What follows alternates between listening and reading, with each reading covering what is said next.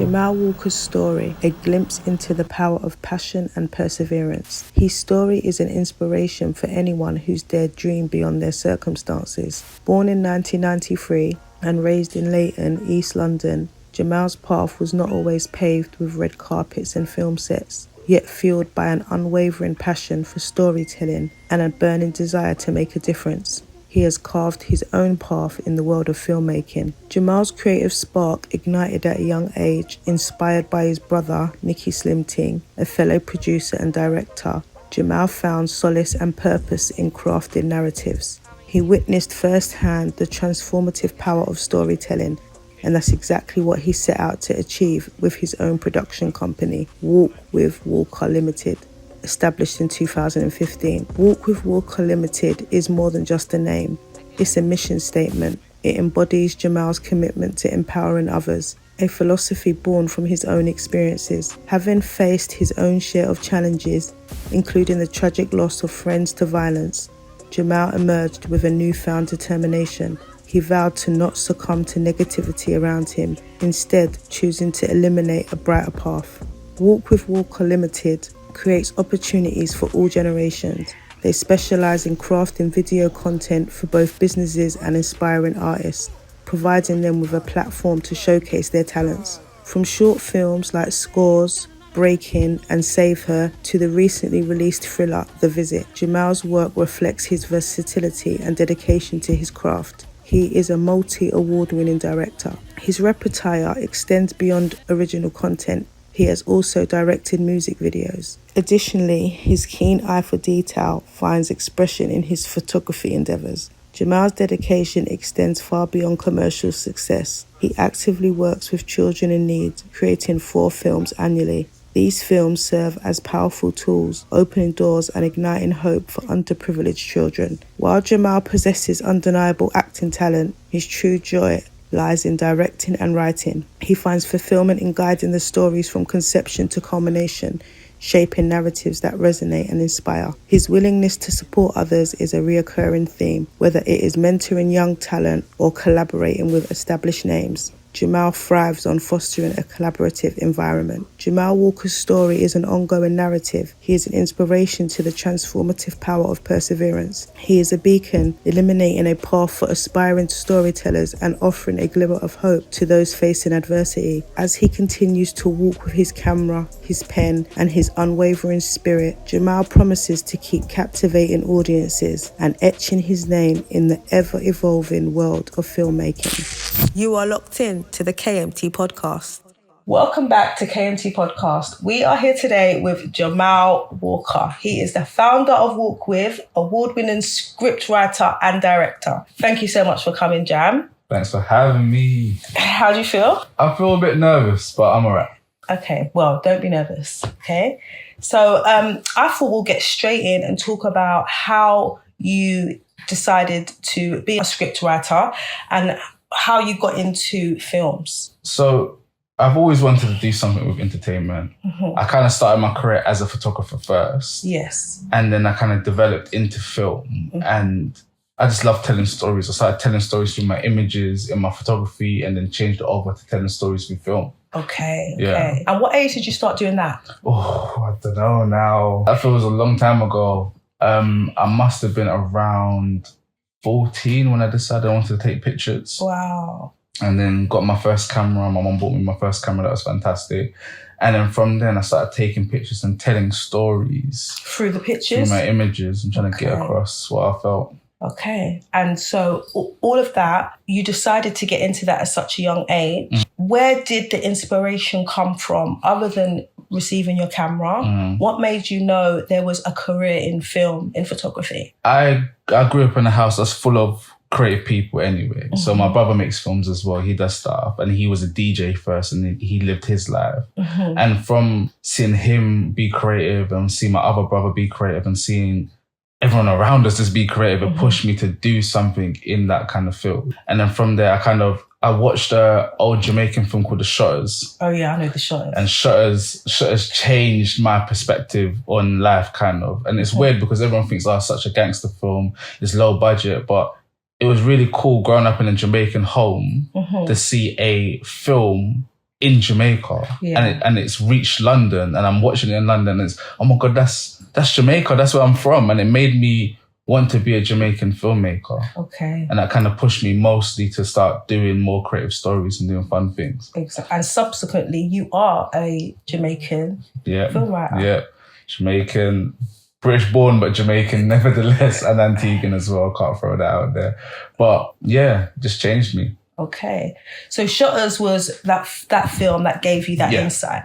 And what made you know I've got the skills to do this? It was my first project. So I always wanted to write scripts, always wanted to write stuff and tell stories. And when I wrote my first ever script, I was so excited that I've done this. It was rubbish. It was written really terrible. Spelling was alright. It was a short film, well, it was a feature film called, it's bad to talk about it now because we haven't even done this film yet. The film is called What It Means to Be a Superhero. Okay. And from there, I kind of wrote the story. It has nothing to do with superpowers or nothing. It's just about a young boy trying to be a superhero for his younger brother and trying to raise him the right way and guide him through the things that he wants done. But he also gets led down a life of crime. Okay. And stuff happened in the story because we might make it one day. So stuff happens in that story that kind of leaves a lot of questions. What makes a hero in people's eyes and what makes you special? And I wrote it at a young age. I think I was about 18 when I wrote that. And I sent it to all my friends to read because who else are you going to send to read? And they read it and they said, oh my God, we love this. This looks so good. Let's make this film. None of us knew how to make films. We were just Googling stuff and trying to find out what to do. Yeah. And then we ended up getting a camera and practicing doing films before that. We never got around to making that film because we were so unexperienced. And we believed that script was so good that we needed to give it everything we had. I want to see that film now. It's going to be good whenever we make it, but we've developed so much from that. And that's like the ground of me building my Walk With team, building everyone that's around me to push to do this film. But while we're pushing to that film, we're doing this, and then we're doing this, and then we're doing that. And it's a space. I try to make my company a space for people to be as creative as they want to be and have the support system that they need. Yeah. Because when you're creative, you know how hard it is. People don't want to support you. People don't want to give you the time of day, or they feel like you're coming for their spot. Yeah. And they're not trying to give up their spot. But with me, when I was kind of coming up more, I saw a lot of people struggling like I was, and I didn't know how to make my film. But where I know how to make films now, I'm guiding the next generation up and helping people who have this story in their head that they can't get out. Because I've noticed, and I've looked into obviously your company, that you have some, I would say, apprentices. Yeah, we've got people that work for us. How is it working with those? It's cool. We take young people from colleges that come forward that have a passion for film, have a passion for arts, and want to do something creative. And not saying that we have all the answers. We're still young ourselves. I think the youngest person in our team is 18 and the oldest is 31. Like, we're all really young and we're still trying to find our way, but we kind of guide them on what we've done and the experiences that we have and give them cameras, give them computers in our space to write, give them a space just to be themselves. And from there, they make good scripts. They work on projects. I've got 2 of my interns now that have credits for working for children in need through us, because we have a partnership with a company called APE who helps us get projects to do 4 short films for children in need each year. Oh, wow. Film, in writing, in making music, and all these different things. When you say children in need, is that the charity? Yeah, the charity Children in Need. Okay, so you work with them and you say you make 4 films a year? Yeah. So are you working with the children that are part of that program? We outsource it ourselves. So they say to us, find young people that want to do this. And we go out to our local areas, we go to schools, we go to message people on Instagram, put out posts everywhere for these young people to show that they're interested and give them a chance to be a part of this project. And the more the merrier, and we have to make sure that at least 60% of them are Black people, and pushing the Black generation up and helping them, give them spaces where they can be themselves. And it's really cool, man. Like, our team really loves it. It's our 3rd year doing it. Wow. We literally just finished those projects now.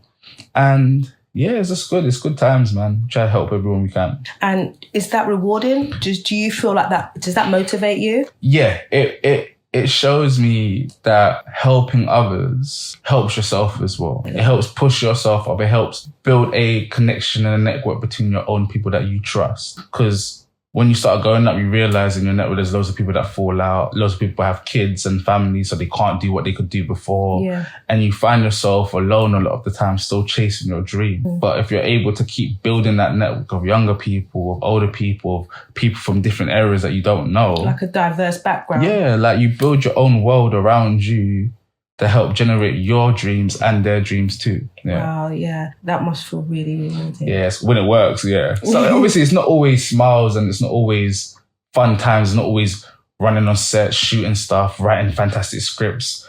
There's loads of times when people are just feeling vulnerable and feeling by themselves and seeing how people are struggling with their creativity. That's a big thing, and seeing how people might self-sabotage themselves and be like, oh, I don't want to do that today. Oh, I'm not going to do that today. I've got a person around me that's a fantastic editor, but she never comes to work. Oh, I'm doing this, I'm doing that. But you get lost in that. And being a creative is a hard dream to have because it's a long time till you see money. Yeah. It's a long time till people recognize you for who you are. And you're never really happy with what you've done. Why be a creative?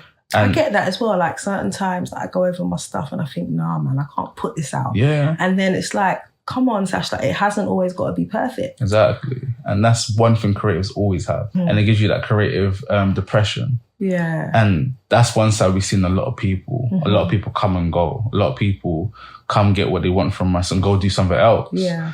And it's like the plan doesn't always work, but that's the foundation that we've built, and that's the foundation that I'm going with all my team. There's loads of people, we do jobs and do things, and I used to make a lot of films for free. And my team, and I bless my team, Yomi and Naya and Demar and Dom, these are like the main people in my team that make me realize certain things. So I always want to help. I always want to help people out, but we still have to keep flipping bills on here. Trust me, get your money in.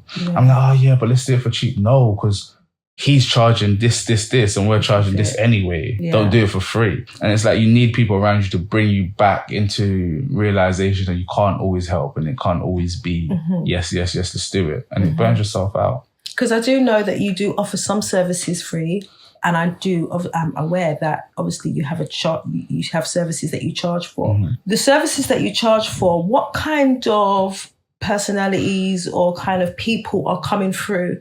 Like, is it people that are starting their project from zero, or is it people that have already... It varies. It really varies. It depends. It could be a one-time job where you just want us to come on set and help with this. Or it could be, I've got this idea and I don't know how to make it into a script. And then we make the script with them. They're like, let's do this whole process together.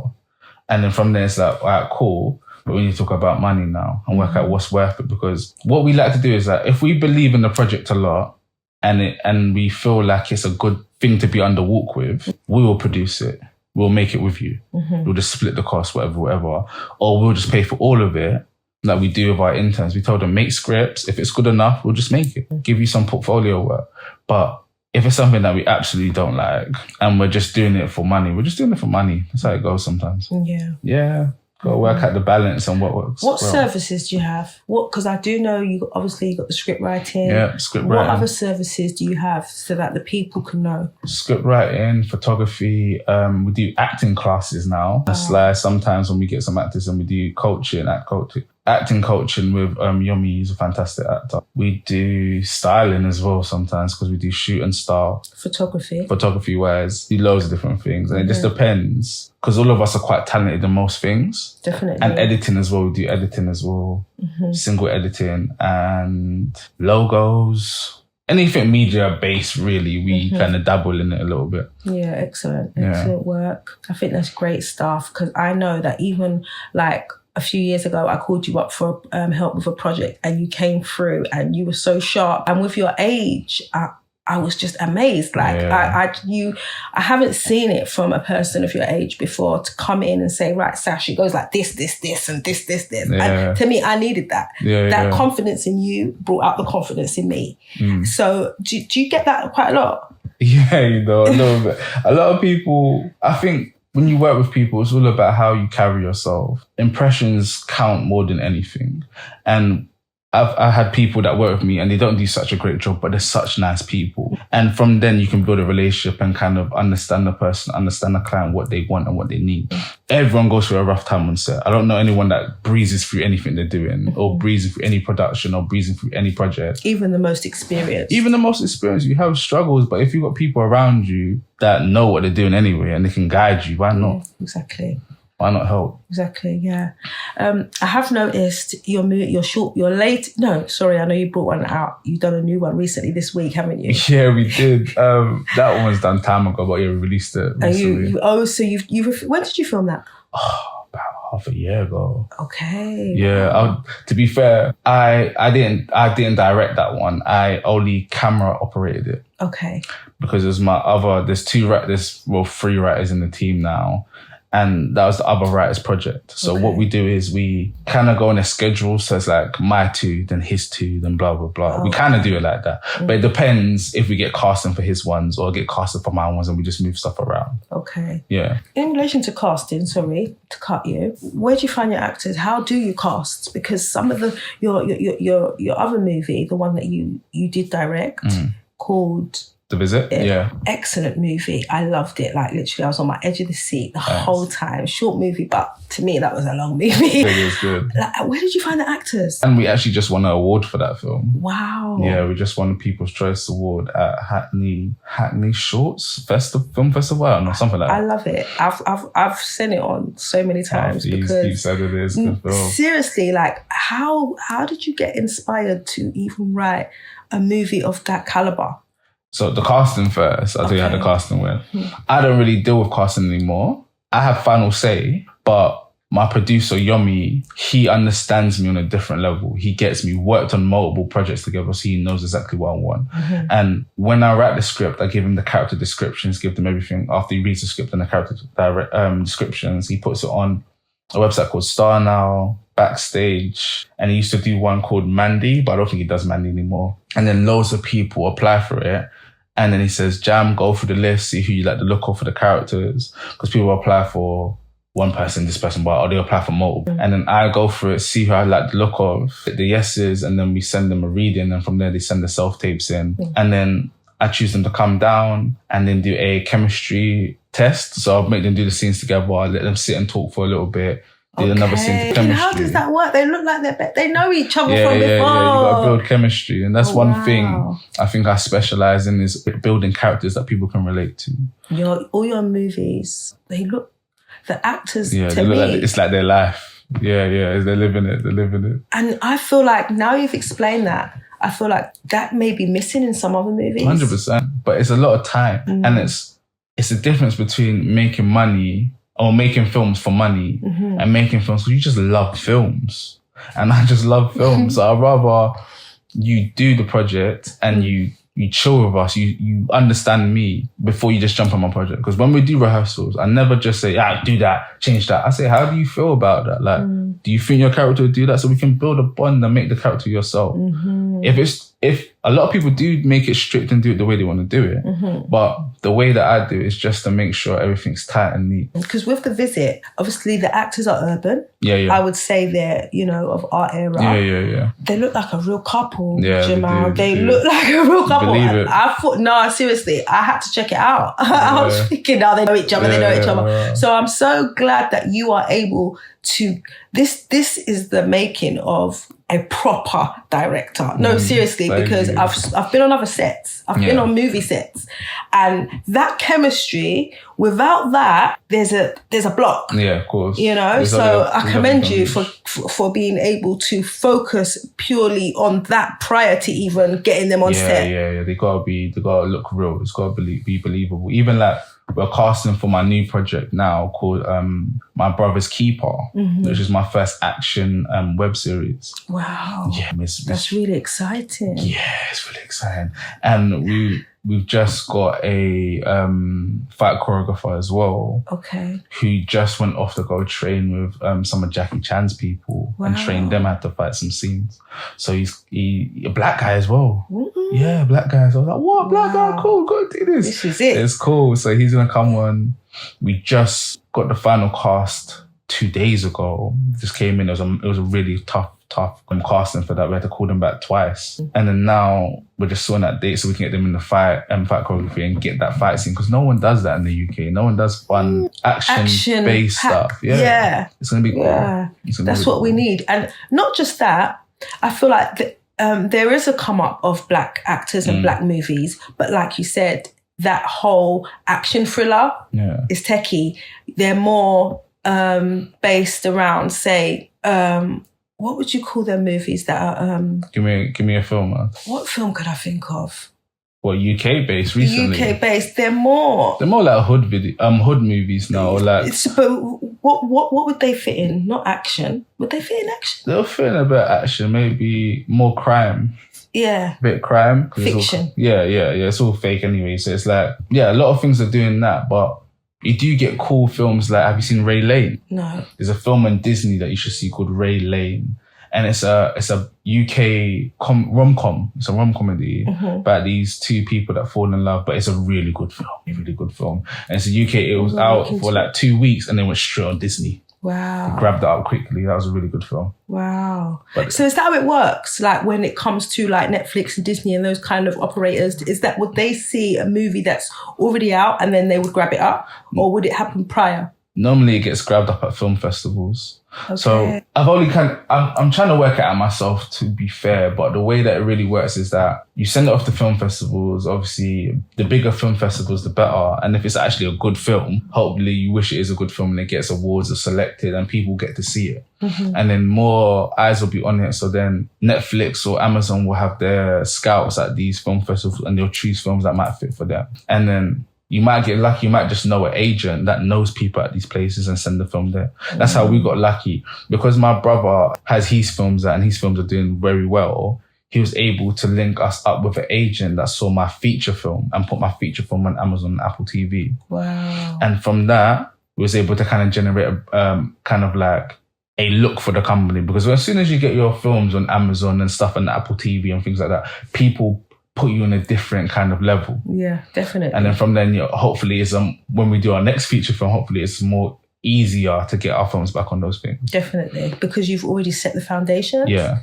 Definitely. Yeah. So back to your awards, because as you said, you recently won the People's Choice Award. Yeah. You've won other awards as well. Yeah. Can we talk a bit more about those? Yeah, I won, I can't remember what it's called now. I feel like that's bad, but I think it was Best Director and Writer on a Web Series Ensemble for, I can't remember the award ceremony though, but we won that. That was broadcast on Sky on a channel called Yanga TV.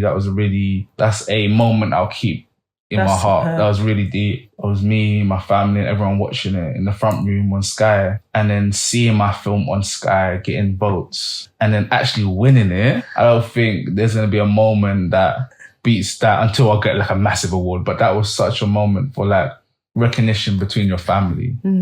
And everyone in your family like screaming, like, oh my God, you actually won an award. Everyone's calling me, everyone's watching it. It's a fantastic moment. I love that time. Yeah. That was great. More of that. Other awards, we won awards in like America and stuff like that, where we didn't go to the award ceremony and stuff.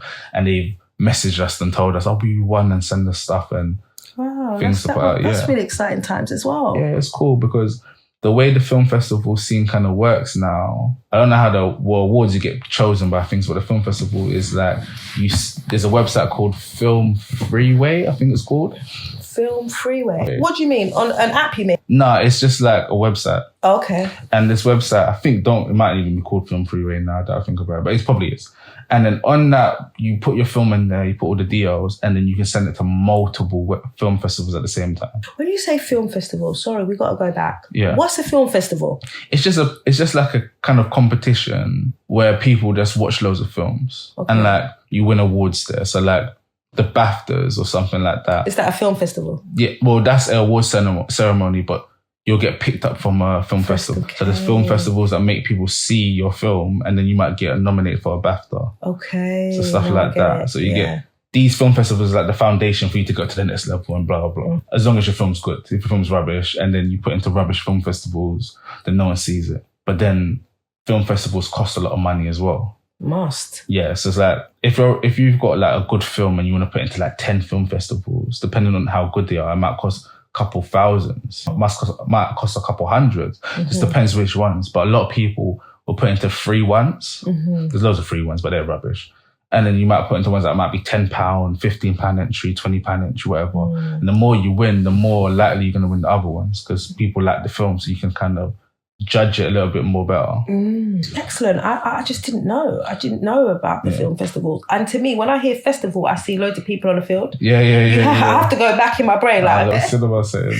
Yeah. So, no, that's excellent. Yeah. So you spoke a bit about your brother before. Yeah. And I know he's done some great stuff, like you said. He just won an award as well. What was that? I can't remember. He done Black History, something about Black History on BET. He won an award. I watched it.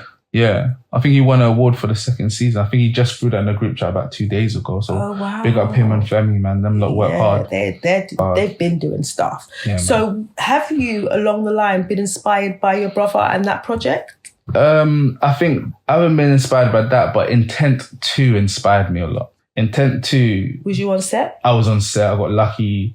That's when I was really kind of finding myself as a creative. And I was more of a photographer then. I didn't really make films back then.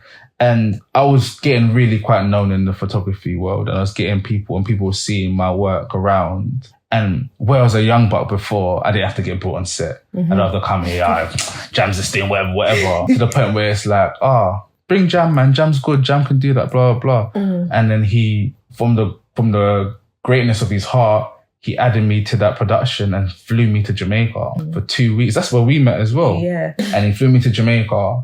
And like I said to you, Shotters was my movie. So now I'm in Jamaica making a movie. And that changed my idea about Jamaica. That changed my idea about filmmaking. That changed my idea about everything. And it opened my eyes to what life could be. And not saying it was the maddest set, but I've never been there before in that way.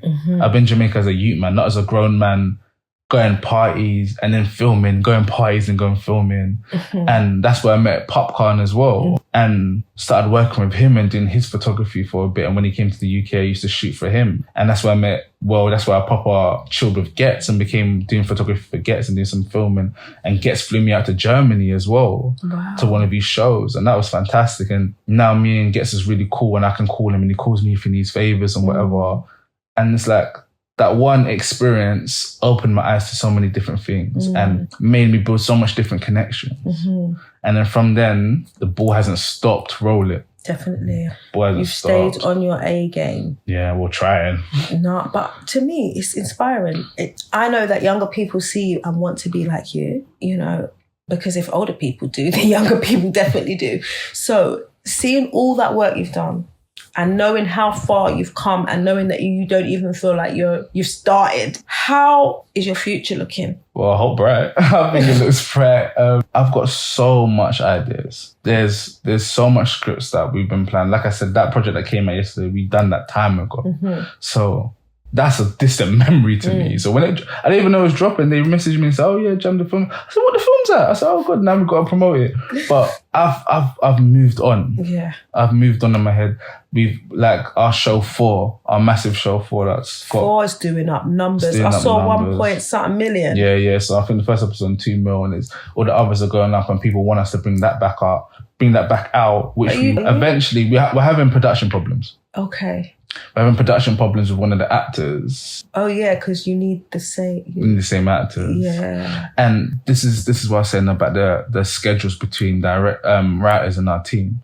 So when we was doing the last season of 4, I was burnt out. Like I couldn't do it. I was writing, I was filming so many different projects, I was coaching people, I was doing this, I was because you've done family acting stuff as well. Yeah, done some acting.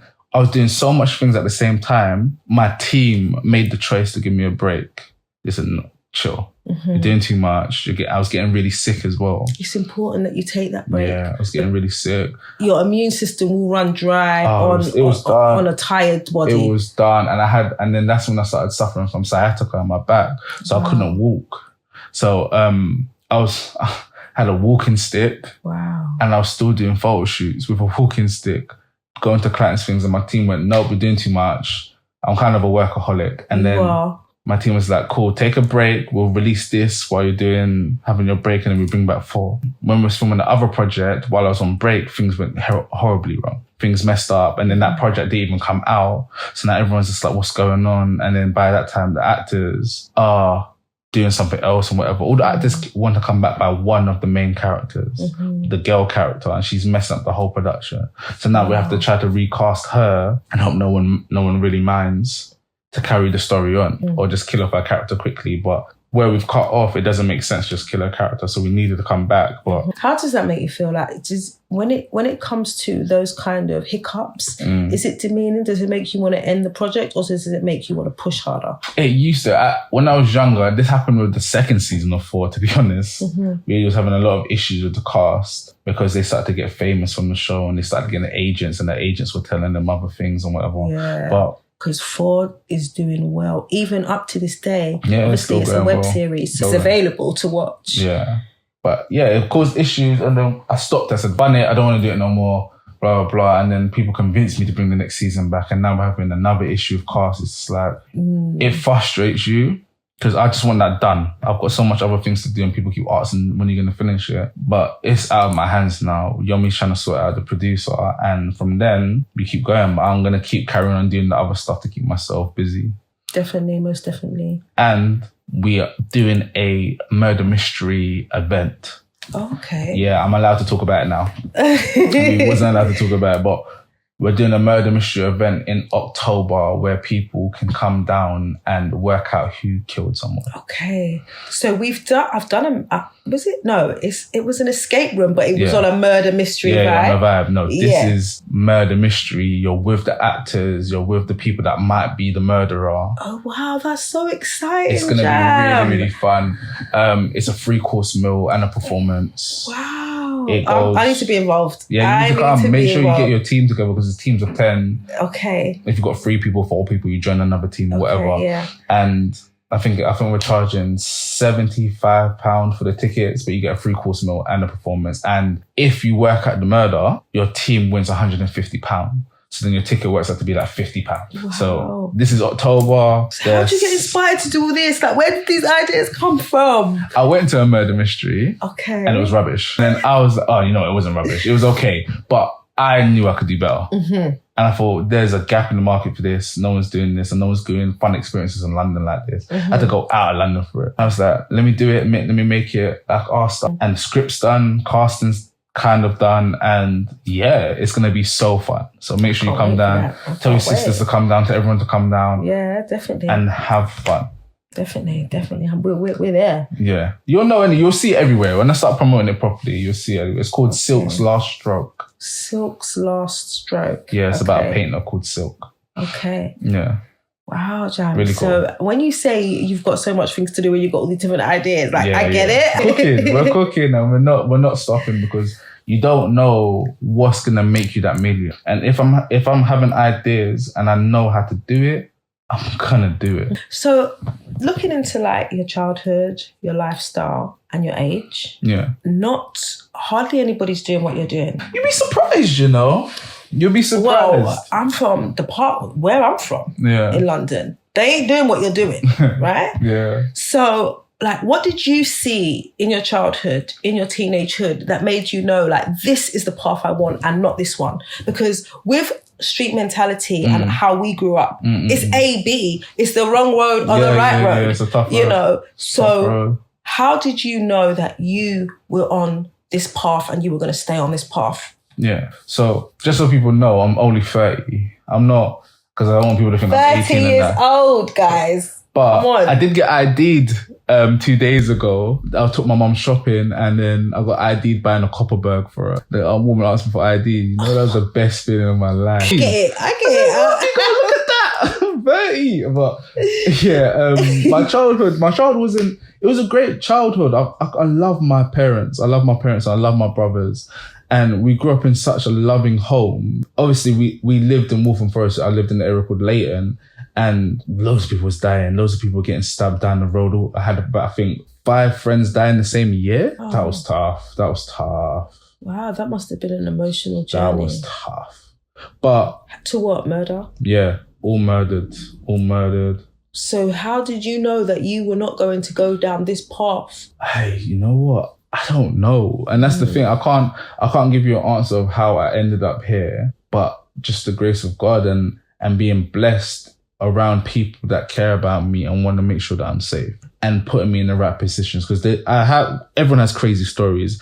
Everyone has done some bad stuff and whatever, but my brothers are massive role models for me. I love my brothers and they've never been in problems. My mum's never been in problems. My dad's never been in problems. So why am I going to be in problems? I don't have to do nothing crazy. I don't have to do anything. My family was that stone that kind of sharpened the knife of me to do what I need to do. Definitely. And I hate embarrassing people. I hate embarrassing my family. So for me to be, oh yeah, Jamal's getting arrested. What? To embarrass my mum, so my mum's the one getting chat up in the family group chat. Because that's what it is. That's what it is. I can't have it, man. I can't have people chatting and being like, oh, Jamal's a disappointment. My brother's successful. My other brother is successful as well. And it builds a kind of like path of success and path of being the best person you can be. Yeah. Putting all your efforts in. Yeah, and that's why maybe that's why I try to guide other people to do better as well. I won't say his name, but I saw him in Westfield. I went to school with him. I saw him in Westfield and I was like, oh my God, I ain't seen you in years. Gave him a big hug. Oh my God, my guy, blah. And I was joking with him and he was like, Jam, chill, man. I'm with my man then, man. Chill. Because I'm like, bro, shut up, man. I don't care about that. I ain't seen you in years. But he has to put on that image for them. Like. And then I was like, bro, make sure you're not doing nothing stupid because everyone knows me. I'm not trying to be a gangster. I'm not trying to be, I know the gangsters. I've grown up with them. But I'm just Jam, man. I'm just living my life, taking pictures. But hear the joke now. I've left him now, gone home, chilling. Next morning, wake up. He's murdered 3 people that same day. Away for life. Yeah. Away for life. I was like, raw. I saw him that day. Wow. And it's so crazy because he's like, I'm chill. Like, nah, man, I'm just with my girl. I'm going to go shopping. And I was like, go do your thing. The paths can always hit, but when you got people around you, got the right guy, you can sense when it's not the right move for you. You can, You can sense it, man. You can sense it. And that's where I can see where I've seen stuff. I've been in places, but when it's time to go home, it's time to go home. It's time to go home. My mum always said to me, you will not leave that party last. You will not leave last, Sasha. I don't leave nowhere. Like, I ain't the last to leave nowhere. Ah, man, packing up the chairs with them and that. Are you all right? Sweeping the floor? I gotta go. I was gone from before this. To me, like, I commend your parents because I've met your parents. I think it was at one of the premieres. Yeah. I saw the structure and I see your brother. And it all made sense. Yeah. And that's what I feel like people don't get to see that side of success. Yes. It starts from the foundation. You can't just one day be successful. It's got to be installed in you some ground rules and you've got to follow them rules all the way. 100%. So, I definitely know that you and your brother came from good home. And I wouldn't say it's all down to that, but I know it started there. It definitely started there. I wouldn't change anything that's happened. And I'm just hoping for the future to be way more successful and hope I can guide way more people to success as well. Yeah. Being at the top alone is not the way that I've ever seen it. And that's why my company is called Walk With, because I'd rather walk with you to the top than walk alone. Nothing ever should be by yourself. Wow, I love that. And I feel like even with your company, how much members of your company are there? There is about 6 of us. Okay. And you all do this. You all walk together. Yeah, we try. And like I said, everyone has life. I'm a teacher by day and a movie maker by night. I still teach. I teach in a special needs school. And I'm head of media there and I push young people through media. I know what, it's making me sound like I'm a preacher, man. I'm not a preacher, man. But I do believe in giving back to the world and giving back to people. And my team, they have their own families. They do what they want to do, but they have their dreams. Yeah. And Walk With is a collective of people that are just dreamers and people that want to do more than just the 9-to-5s, want to hit that one massive film or a massive music video, or the massive song or the massive script, and just have your family sort out for life. How do you juggle working life Monday to Friday, 9-to-5 with your business? I'm a big believer of if you want it, you do it, innit? So I go to work, finish school at 3:30. go home, go in gym now, trying to lose this belly, trying to get thin. And then from about 6 o'clock, I go to the office, do what I need to do, and hopefully finish around 12ish. And then I'll be okay, maybe 1, maybe 2, depending on what we're doing.